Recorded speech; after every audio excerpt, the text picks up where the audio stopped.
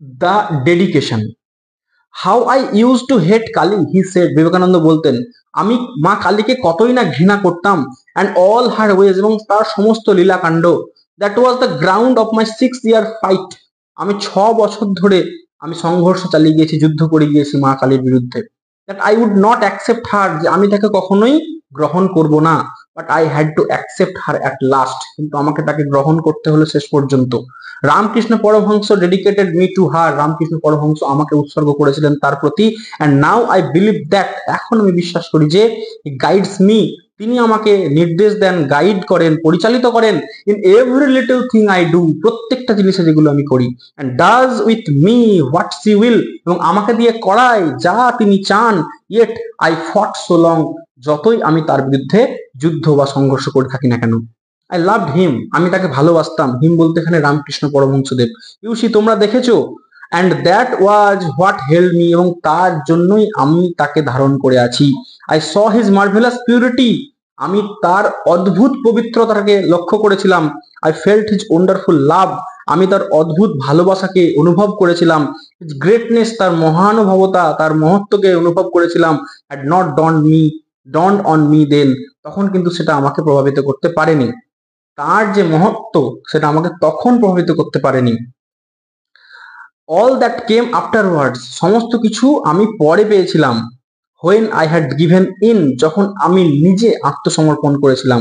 All that time I thought him a brain sick baby, তারপর আমার তাকে তখন মনে হতে শুরু করেছিল যে একজন খ্যাপা শিশু, পাগল শিশু। অলওয়েজ সিং ভিশন, সবসময় যেন কিছু কল্পনার মধ্যে দেখতে পান। অ্যান্ড দ্য রেস্ট, এবং সর্বদাই তিনি কিছু না কিছু দেখতে পান, কল্পনার মধ্যে দেখতে পান। আই হেটেড ইট, আমি এটাকে খুব ঘৃণা করতাম। And then I too had to accept her, এবং তারপরে আমাকেও সেই মা কালীকেই বিশ্বাস করতে হলো। তিনি বলতে চান রামকৃষ্ণ পরমহংসদেব মা কালীর এতই ভক্ত, পাগল ভক্ত ছিলেন, যে মা কালীকে তিনি দেখতে পেতেন, এবং সেইভাবেই তিনি সর্বদাই কথা বলতেন, ঘোরের মধ্যে থাকতেন, পাগলের মতন প্রলাপ বকতেন। বিবেকানন্দের এটাকে খুব খারাপ লাগতো, খুব ঘৃণা করতেন তিনি। কিন্তু আজ কি বিবেকানন্দের সেই একই দশা? তিনি রামকৃষ্ণের মতনই কিন্তু প্রলাপ বকছেন। সাধারণ মানুষের কাছে মনে হচ্ছে তিনি প্রলাপ বকছেন। তিনি আসলে সেই রামকৃষ্ণের মতন এই দৃশ্য দেখতে পাচ্ছেন, এবং তার মতন হয়েই কথা বলছেন। এটা নিবেদিতাও লক্ষ্য করেছিলেন, এবং নিবেদিতা বলছেন যে তিনি যেন নিজে কিছু বলছেন না, তাকে দিয়ে বলানো হচ্ছে। তো সেটা আমরা দেখলাম। No, the thing that made me do it is a secret that will die with me, যে জন্য আমার এরকমটা হয়েছিল, যে জিনিসটা আমাকে এতে পরিণত করেছিল, এরকম পরিণত করেছিল, সেটা কিন্তু সিক্রেট, গোপন থাক, এবং that will die with me, সেটা আমার সঙ্গে মারা যাবে, আমি কাউকে এটা বলবো না। I had great misfortunes at that time, it was an opportunity she made a slave of me, আমার তখন খুব দুর্ভাগ্য, দুর্দিন চলছিল, সেই সুযোগেই তিনি আমাকে গোলাম বানিয়ে নিয়েছেন। She mother, the Kali, those were the very words, এবং সেই কথাগুলো তার মনে পড়ছে, এ স্লেভ অফ ইউ, মানে রামকৃষ্ণ পরমহংসদেব বিবেকানন্দকে এই কথাটা খুব বলতো, এ স্লেভ অফ ইউ, মানে তোমার গোলাম হবে, নরেন তোমার গোলাম হবে, এই কথাটা খুব বলতো। তো সেইভাবে কিন্তু এই কথাটা কোট করা আছে, slave of you. And Ramakrishna Paramahamsa made me over to her, Ramakrishna পরমহংসই আমাকে তার করে দিয়েছেন, তার গোলাম করে দিয়েছেন। স্ট্রেঞ্জ, কি অদ্ভুত না? He lived only 2 years after doing that, এটা করে তিনি মাত্র 2 বছর বেঁচে ছিলেন। and most of the time he was suffering, এবং বেশিরভাগ সময় তিনি অসুখে ভুগতেন। not more than 6 months did he keep his own health and brightness, তার মনের চাকচিক্য এবং শরীরের সুস্বাস্থ্য তিনি আর ধরে রাখতে পারেননি 6 মাসের বেশি। Guru Nanak was like that, গুরু নানকও এরকমই ছিলেন। ইউ নো, তোমরা সকলে জানো, looking for the one disciple to whom he would give his power, এরকমই একজন শিষ্যকে খুঁজছিলেন, যেমন রামকৃষ্ণ খুঁজে পেয়েছিলেন বিবেকানন্দকে, যে শিষ্যের উপরে তিনি তার শক্তিকে অর্পণ করে যেতে পারেন। And he passed over all his own family, সে তার সমস্ত ফ্যামিলির মেম্বারদেরকে ছাড়িয়ে গিয়েছিলেন। His children as were nothing to him, তার যে বাচ্চা কাচ্চারা ছিল তাদেরকেও সে গুরুত্ব দেয়নি। Till he came upon the boy, তারপরে সে একটা ছেলেকে পেয়েছিল, টু হুম হি গেভ ইট, যাকে এই পাওয়ারটা দিয়ে গিয়েছিল, তিনি দিয়ে গিয়েছিলেন। And then he could die, তারপরে তিনি মারা গিয়েছিলেন। অর্থাৎ বিবেকানন্দ এখানে বলতে চাইছেন যে রামকৃষ্ণ পরমহংস দেবের যে পাওয়ারটা ছিল, তিনি যেভাবে মা কালীকে পেয়েছিলেন, মা কালীর গোলাম হয়েছিলেন, মা কালীর ভক্ত হয়েছিলেন, সেই পাওয়ারটা তিনি বিবেকানন্দকে অর্পণ করেছিলেন, যার জন্য রামকৃষ্ণের মতন বিবেকানন্দ কিন্তু সেরকম দৃশ্যকল্প বা কল্প দৃশ্য অনুভব করতেন বা দেখতে পেতেন। তারপরেই কিন্তু রামকৃষ্ণদেব মারা গিয়েছিলেন। অর্থাৎ বিবেকানন্দ বলতে চাইছেন যে তার যে পাওয়ারটা ছিল, যে পাওয়ারটাকে একসময় তিনি ঘৃণা করতেন, সেই পাওয়ারটা তিনি তার মধ্যে কনভার্ট করে দিয়ে গেছিলেন, মানে শিফট করে দিয়ে গেছিলেন, যার জন্য বিবেকানন্দও কিন্তু ম্যাজিক্যালি মা কালীর ভক্ত হয়ে গেল। যে বিবেকানন্দ কিন্তু মা কালীর এগেনস্টে ছিল এবং বেদান্তিক যে থিওরি অফ রিলিজিয়ন সেটার প্রতি তিনি বেশি আকৃষ্ট ছিলেন। তারপরে কি বলছে, the future you see will call Ramakrishna Paramahamsa an incarnation of Kali.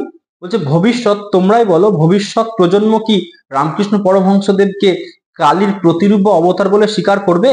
Yes, I think there is no doubt that she worked up the body of Ramakrishna for her own ends.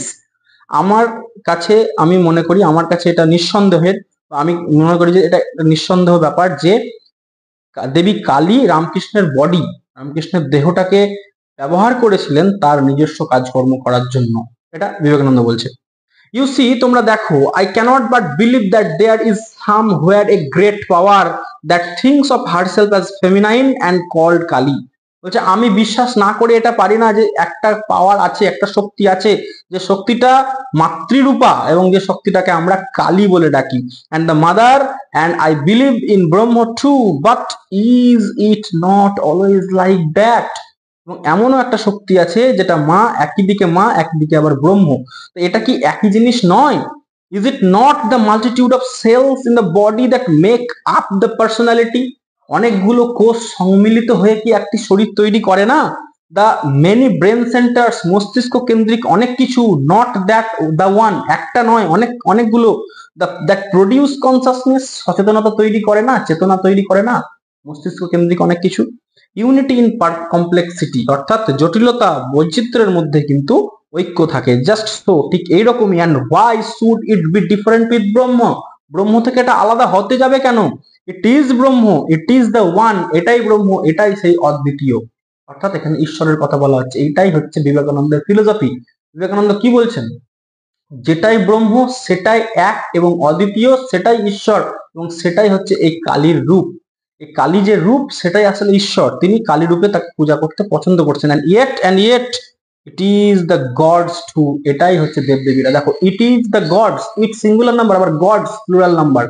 মানে গডস হচ্ছে আলাদা আলাদা ফর্ম, আলাদা আলাদা রূপ, কিন্তু অ্যাকচুয়ালি এটা একটা জিনিসকে রিপ্রেজেন্ট করছে, দ্যাট ইজ দ্য গড। যে গড নিরাকার, যে গডের মধ্যে কোনো গুণ নাই, আকার নাই, কিছু নাই, জাস্ট একটা শক্তির, এই গডকে তিনি উপাসনা করার কথা বলছেন। এখানটা করে কিন্তু আমরা স্বামী বিবেকানন্দের যে actual philosophy, actual spiritual philosophy, সেটা আমরা পাচ্ছি। সিমিলারলি, একইভাবে, he had return from a pilgrimage in Kashmir, saying, Kashmir থেকে তীর্থযাত্রা করে ফিরে আসার পর তিনি বলেছিলেন, this gods are not merely symbols, এই দেবদেবীরা কিন্তু শুধুমাত্র প্রতীক নয়, they are the forms that the bhaktas have seen, এগুলো হচ্ছে সেই ধরনের রূপ যে রূপটা ভক্তরা দেখেছে, ভক্তরা দেখতে পছন্দ করেছে, ভক্তরা দেখতে ভালোবেসে যান। It is told of Shri Ramakrishna that he would sometime speak, এটা স্বামী রামকৃষ্ণ সম্পর্কে বলা হয় যে তিনি মাঝে মাঝে বলতেন, কামিং আউট অফ সমাধি, অর্থাৎ ধ্যানমগ্ন অবস্থা থেকে বেরিয়ে এসে, সমাধি থেকে বেরিয়ে এসে, of the past experience of that soul that dwelled within him, অর্থাৎ পূর্বজন্মের যে আত্মা, সেই যে আত্মাটা তার মধ্যে রয়েছে, তাদের যে অতীত অভিজ্ঞতা, সেটা দিয়ে বলতেন, হি হু কেম অ্যাজ রামা, সে হচ্ছে তিনি যে রাম হিসেবে, রাম অবতারে অবতীর্ণ হয়েছিল, অ্যাজ কৃষ্ণা, কৃষ্ণ অবতারে অবতীর্ণ হয়েছিল, এবং যীশু খ্রিস্টের অবতারে অবতীর্ণ হয়েছিল, সেই সোলটা, সেই আত্মাটা ডুয়েলস হেয়ার, আমার মধ্যে আছে, অর্থাৎ রামকৃষ্ণের মধ্যে আছে। অর্থাৎ তিনি, রামকৃষ্ণ বলতে চেয়েছেন যে আত্মা রামের মধ্যে ছিল, যে আত্মা কৃষ্ণের মধ্যে ছিল, যে আত্মাটা আমাদের যীশু খ্রিস্টের মধ্যে ছিল, সেই আত্মাটাও রামকৃষ্ণের মধ্যেও আছে, রামকৃষ্ণের মধ্যেও বাস করে, অর্থাৎ তিনি ঈশ্বর। And then would add play, তারপরে তিনি আবার এটাকেও অ্যাড করতেন playfully, then he would add playfully, turning to his chief disciple, but not in your Vedanta sense Naren, বলছে, এরে নরেন, তোর বেদান্ত সেন্স দিয়ে, বেদান্ত ধারণা দিয়ে কিন্তু এটাকে ব্যাখ্যা করা যাবে না। অর্থাৎ বেদান্ত কি বলছে? ঈশ্বর এক এবং অদ্বিতীয়, ঈশ্বরের কোনো রূপ হয় না। তাহলে ঈশ্বর কিভাবে রাম অবতারে অবতীর্ণ হলো? তাহলে ঈশ্বর কিভাবে যীশু খ্রিস্ট অবতারে অবতীর্ণ হলো? আবার কিভাবে কৃষ্ণ অবতারে? আবার রামকৃষ্ণ নিজে বলছেন আমার মধ্যে আছে, এটা কিভাবে সম্ভব? এটা কিন্তু বেদান্তের যে থিওরি সেটা অনুযায়ী বলা যাবে না, মিলবে না। অথচ বিবেকানন্দ, স্বামী বিবেকানন্দ, তিনি কিন্তু খুব সুন্দর করে মিলিয়ে দিলেন, বললেন যে যেভাবে অনেকগুলি সেল একত্রিত হয়ে একটা বডি তৈরি করছে, যেভাবে বিভিন্ন ব্রেন সেন্টার্ড থিংস একত্রিত হয়ে কনসাসনেস তৈরি করছে, ঠিক একইভাবে মাদার, একইভাবে ব্রহ্ম তৈরি করছে দ্য ওয়ান, অর্থাৎ ঈশ্বর। তিনি কিন্তু এখানে তার যে ডুয়াল কনসাসনেস তাকে মিলিয়ে দিয়েছেন একত্রে। Thus, we are admitted to a glimpse of the struggle that goes on in great souls for the correlation and mutual adjustment of the different realizations of different times. বলছে বিভিন্ন সময়ের বিভিন্ন অনুভবের যে পারস্পরিক সামঞ্জস্য বিধান এবং সম্পর্ক, সেটাই বিভিন্ন মনীষীর মধ্যে আমরা দেখতে পেয়েছি, স্ট্রাগলের মাধ্যমে, সংঘর্ষের মাধ্যমে। সেটা আমরা এভাবেই পাই, যেভাবে আমরা পেলাম রামকৃষ্ণের মধ্যে, যেভাবে পেলাম বিবেকানন্দের মধ্যে। On the one side the mother, on the other side ব্রহ্ম। একদিকে মা অর্থাৎ দেবী কালী, একদিকে ব্রহ্ম। We are reminded of the Swami's own words hard long ago. আমাদেরকে মনে রাখতে হবে সেই বিবেকানন্দের বিখ্যাত কথা, যেটা আমরা অনেকবার অনেক শুনেছি। The impersonal god seen through the mists of sense is personal.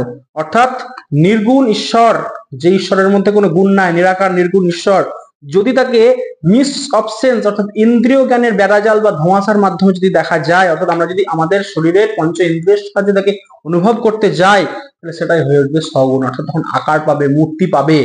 এখানটা করেই কিন্তু আমাদের যে আজকালকার দিনে বা সচরাচর আপেক্ষিকভাবে আমরা যে পূজা আর্চা, ধর্মীয় আচার অনুষ্ঠান দেখতে পাই, সেটার ব্যাখ্যা কিন্তু এখানে করা আছে। যখন আমরা আমাদের সেন্স অর্গান দিয়ে সেগুলোকে বুঝতে চেষ্টা করব, তখনই সেটা হয়ে যাবে রূপ, পেয়ে যাবে আকার। এবং যদি সেটাকে আমরা আমাদের মিস অফ সেন্স দিয়ে না বুঝে আমরা অনুভবের জানলা খুলে বুঝতে চাই, দেখতে চাই, অনুভব করতে চাই, তাহলে সেটা কিন্তু ইম্পার্সোনালি থাকবে। In truth it might well be that the two ideas could not be reconciled. সত্যি করে বলতে গেলে বলা যায় যে এই দুটো আইডিয়া, অর্থাৎ পার্সোনাল ইম্পার্সোনাল, ব্রহ্ম কালী, এই দুটো আইডিয়া কিন্তু কখনোই সামঞ্জস্য বিধান সম্ভব নয়। Could not be reconciled. Both conceptions could not be equally true at the same time. একই সময়ে দুটো ধারণা কখনোই এক হতে পারে না। It is clear enough that in the end, শেষ পর্যন্ত এটা পরিষ্কার বোঝা যাচ্ছে যে as a subjective realization, as a subjective realization, অর্থাৎ ব্যক্তিগত অনুভবের জায়গা থেকে either the mother must become ব্রহ্ম, হয় মা ব্রহ্মতে রূপান্তরিত হবে, আর ব্রহ্ম the mother, অর্থাৎ ব্রহ্ম মাতে রূপান্তরিত হবে। অর্থাৎ আকার সাকার হবে, অথবা নিরাকার সাকার হবে, অথবা সাকার নিরাকার হবে। এখন কে কোনটা হবে সেটাই হচ্ছে কোশ্চেন, যে one of the two must melt into other, একটা অপরের সঙ্গে গিয়ে মিলিত হবে। The question is of which in particular case, কিন্তু কোনটা কখন কোথায় মিলিত হবে, অর্থাৎ আকার নিরাকারে নাকি নিরাকার আকারে, সেটা ডিপেন্ড করছে, depending on the destiny and the past of the worshipping soul. সাধকের যে পূর্বজন্মের সংস্কার এবং যে ডেস্টিনি, নিয়তি, তার উপর ডিপেন্ড করছে যে একজন সাধক কিভাবে বিষয়টিকে দেখবে। আকার নিরাকারে মিলছে নাকি নিরাকার আকার পাচ্ছে, সেটা সাধকের উপর ডিপেন্ড করছে।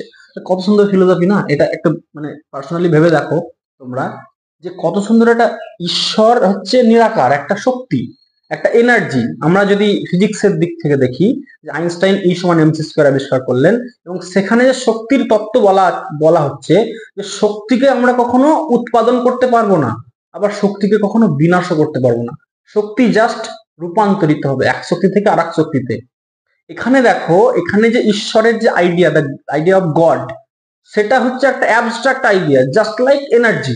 এনার্জিটাকে আমরা দেখতে পাই না, ধরতে পারি না। তাহলে এখানে এই যে আইডিয়া অফ গড, একটা অ্যাবস্ট্রাক্ট আইডিয়া, সেটাকে কিন্তু জাস্ট কনভার্ট করা যাচ্ছে, জাস্ট লাইক এনার্জি। যে আমরা একটা আকার দিচ্ছি, দেবী কালীর রূপ, যে রূপের এক হাতে আশীর্বাদ করছে, এক হাতে খড়গ ধরে আছে, অর্থাৎ সে ভালোবাসছে, আবার দরকারে বিনাশও করছে। এটা একটা রূপ দিচ্ছি আমরা, যে হ্যাঁ ঈশ্বর আছেন এবং সেই ঈশ্বর তোমাকে আশীর্বাদ করবে, ভালোবাসবে, কিন্তু তুমি যদি খারাপ কিছু করো তাহলে তার তোমাকে শাস্তিও দেবে। জাস্ট লাইক আমাদের প্যারেন্টস, জাস্ট লাইক আমাদের গাইড, টিচার্স, তাই না? তাহলে এখানে দেখো সেই ফিলোসফির থিওরি আর ফিজিক্সের থিওরি কোথাও যেন গিয়ে একটা মিশে যাচ্ছে, একটা একই স্রোতে ভাসছে।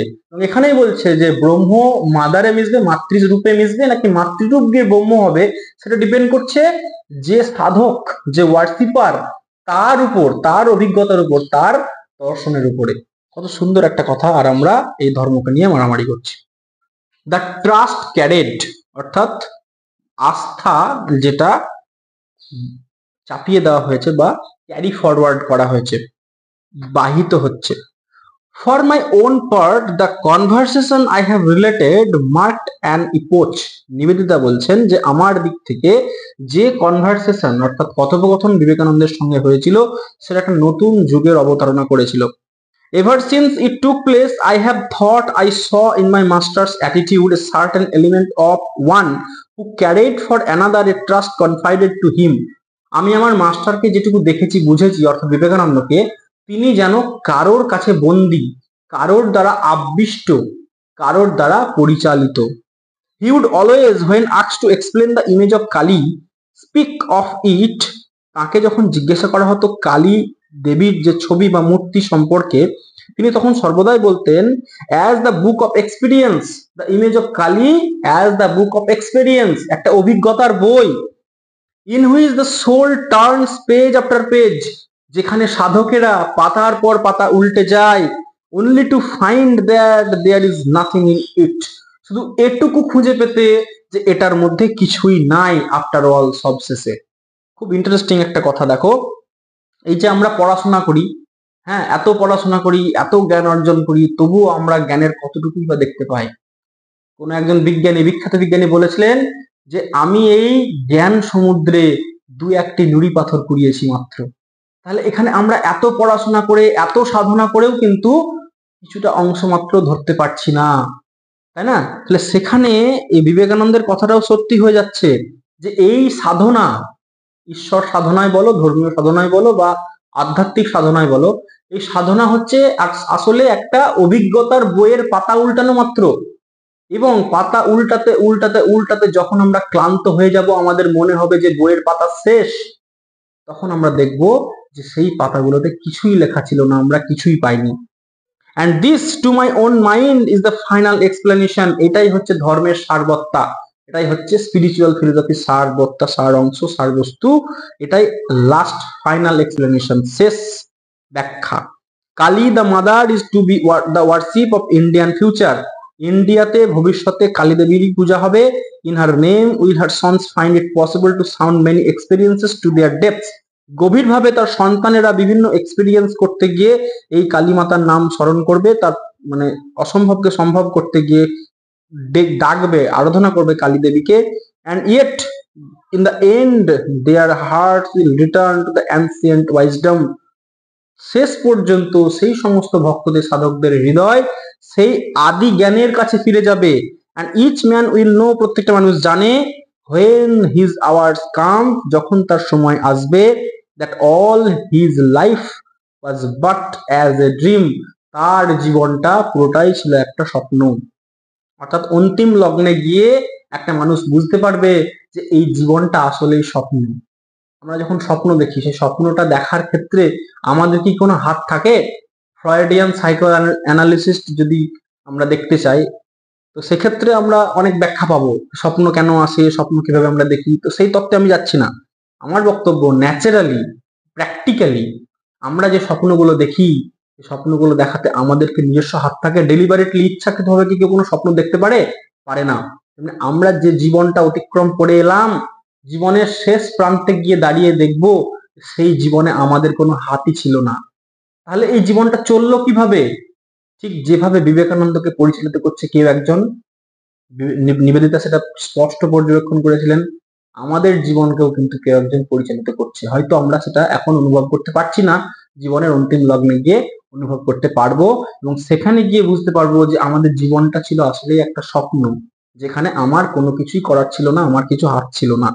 এটা একটা দারুণ ফিলোসফি। এই গল্পটা, সরি, এই টেক্সটার প্রত্যেকটা জায়গায় জায়গায় অদ্ভুত অদ্ভুত ফিলোসফি আসছে, এই পড়তে গিয়ে আমার গায়ে কাঁটা দিয়ে উঠছে। The play of the mother, মায়ের খেলা, মায়ের লীলা। Who does not remember the Veda like words of the Gita, বেদের মতন গীতার যে বাণীটি রয়েছে সেটা কার না মনে আছে? Not verily by avoiding action can a man rise to this inaction. ওহ, বলছে কোন একজন মানুষ কর্ম না করে কি নিষ্কর্ম লাভ করতে পারে? মানে নিষ্কর্ম লাভ করতে চায় মানুষ, নিষ্কর্ম মানে এখানে হচ্ছে সিদ্ধি লাভ, মোক্ষ লাভ, যেটাকে আমরা ইতিহাসের পাতায় বলেছি মোক্ষ লাভ, মুক্তি। আর অ্যাকশন মানে হলো সাধনা। অ্যাকশন মানে হচ্ছে কর্ম, মানে সাধনা। বলছে সাধনা না করে কি কেউ সিদ্ধি লাভ করতে পারে? আমরা কিন্তু প্রত্যেকটা মানুষ এই সিদ্ধি লাভ করতে চাই। আসলে আমাদের জীবনের লক্ষ্যই হচ্ছে মুক্তি লাভ, মোক্ষ লাভ, সিদ্ধি লাভ। এই পৃথিবীতে জন্মগ্রহণ করে আমরা এই পৃথিবীর রূপ রস সৌন্দর্য উপভোগ করতে করতে এমন একটা স্টেজে চলে যাই যে আমরা ভুলেই যাই আমরা পৃথিবীতে কেন এসেছি এবং পৃথিবীতে এসে আমাদের কাজটা কি। তখনই আমাদেরকে স্মরণ নিতে হয় আধ্যাত্মিকতার। তো যাই হোক, সেক্ষেত্রে আমরা তখন অ্যাকচুয়ালি আমাদের যেটা চাহিদা সেটা হচ্ছে মোক্ষ লাভ। তো স্পিরিচুয়ালিটিতে বলা হয় যে এই পৃথিবীতে আসা হচ্ছে আসলে খাঁচায় বন্দি হওয়া। এই পৃথিবী ছেড়ে যখন আমরা চলে যাব তখনই আসলে আমরা আসলে মুক্তি পাবো। আসল মুক্তিটা আমরা তখনই পাবো যখন আমরা আমাদের দেহ ছেড়ে চলে যাব, দেহ ত্যাগ করব, তখনই আমরা আসল মুক্তি পাবো। তাই তো ওই আগে একটা জায়গায় দেখলাম seek death not life, Vivekananda বলছে। ওখানেও কিন্তু ওই ফিলোসফিটাই আছে যে আমরা যদি মৃত্যুর কামনা করি, জীবনের কামনা না করি, তবে আমরা মুক্তি লাভ করতে পারবো, তবে আমাদের মোক্ষ লাভ সিদ্ধি লাভ সম্ভব। এখানে আবার বলছে যে avoiding action can a man rise to this inaction.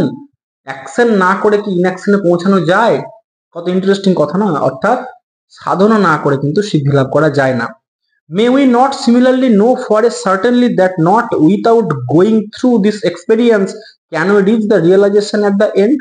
আমরা যদি অভিজ্ঞতার মধ্য দিয়ে না যাই তাহলে আমরা রিয়েলাইজেশনে পৌঁছতে পারবো কি? অর্থাৎ ভোগ না করলে কি আমরা ত্যাগের মর্ম বুঝতে পারবো?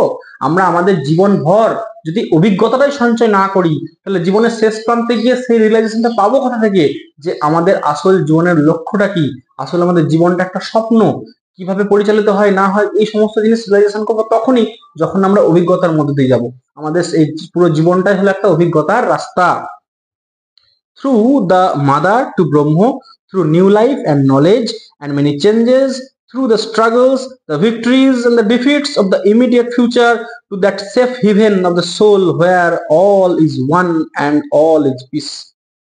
বলছে মায়ের মাধ্যমে ব্রহ্মের কাছে, নতুন জীবনের মাধ্যমে জ্ঞানের কাছে, এবং অনেক পরিবর্তনের মাধ্যমে, অনেক সংঘর্ষের মাধ্যমে, অনেক পরাজয়, অনেক জয়ের মাধ্যমে, ভবিষ্যতে অনেক পরাজয়ের মাধ্যমে আমরা যখন সেফ হিভেন আমাদের সোলরা পৌঁছাবে, তখন অর্থাৎ একটা জায়গায় গিয়ে পৌঁছাবে আলটিমেটলি শেষ বেলায়, তখন আমরা গিয়ে দেখবো আমরা সবাই এক এবং আমরা সবাই আসলেই শান্তি, সবকিছুই শান্তি। As I look more and more closely into the life of the great teacher, Nivedita বলছেন, আমি যত যত বেশি কাছ থেকে এই বিখ্যাত শিক্ষকের জীবন এবং অ্যাক্টিভিটি দেখেছি, যাকে আমি ফলো করেছি, whom I have followed, যাকে আমি ফলো করেছি বিবেকানন্দকে, I see each day with growing clearness, আমি প্রত্যেকটা দিন দেখেছি গ্রোয়িং ক্লিয়ারনেস, অর্থাৎ পরিষ্কার পরিচ্ছন্নতা বাড়ছে, অর্থাৎ আইডিয়াগুলো ক্লিয়ার হচ্ছে। How he himself was turning the pages of the book of experience, কিভাবে তিনি অভিজ্ঞতার বইয়ের পাতা উল্টাচ্ছেন, and that it was only when he had come to the last word that he could lie back like a weary child, যখন তিনি শেষ শব্দের কাছে এসে পৌঁছেছিলেন তখন তাকে দেখে মনে হয়েছিল একটা ক্লান্ত শিশু। In the arms of his mother, তার মায়ের কোলে যেন শুয়ে আছে। মা বলতে এখানে দেবী Kali. To be wrapped away, যাকে জড়িয়ে রাখা হয়েছে at last into the supreme revolution, মহা সমাধির কাছাকাছি, অর্থাৎ এটাই সিদ্ধি, এটাই মোক্ষ লাভ, সুপ্রিম রেভলিউশন। নোয়িং দ্যাট, এটা জেনে, all this was but a dream, এই সমস্ত কিছুই আসলে স্বপ্ন, এই জীবনটার সমস্ত কিছুটাই হলো স্বপ্ন। All this was but a dream. আজকের ক্লাস এই পর্যন্তই।